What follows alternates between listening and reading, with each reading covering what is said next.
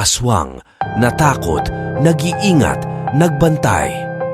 Noong ako'y bata pa, may kwento akong narinig tungkol sa aswang mula sa aking lola. Sinasabi niya na noong unang panahon, may isang maliit na nayon na kinatatakutan ng lahat dahil sa mga nawawalang hayop at mga taong bigla na lang nawawala. Isang gabi, habang ang mga tao ay nagiinuman sa bahay ng isa sa kanila, biglang may narinig silang malakas na kaluskos mula sa labas.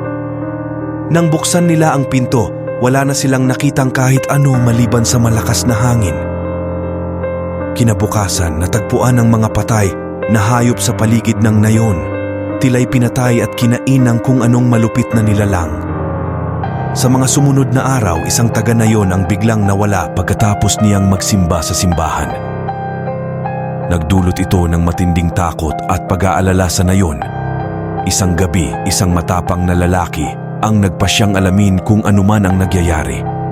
Naglakad siya patungo sa gubat malapit sa nayon, bitbit ang sibat at maliit na lampara. Habang siya ay nasa gitna ng gubat, biglang may nakita siyang isang malaking aso na tahimik na humihilata. Ngunit sa pagtingin niya ng mas malapitan, napansin niyang parang may mali sa aso. May kakaibang liwanag ito sa mata at tila'y humihinga ng malalim.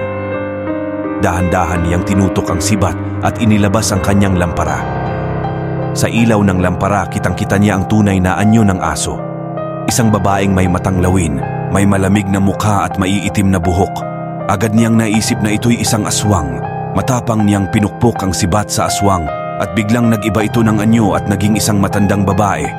Humingi ito ng tawad at sabi niya ay gutom lamang daw ang nagtulak sa kanya na manghuli ng mga hayop at tao.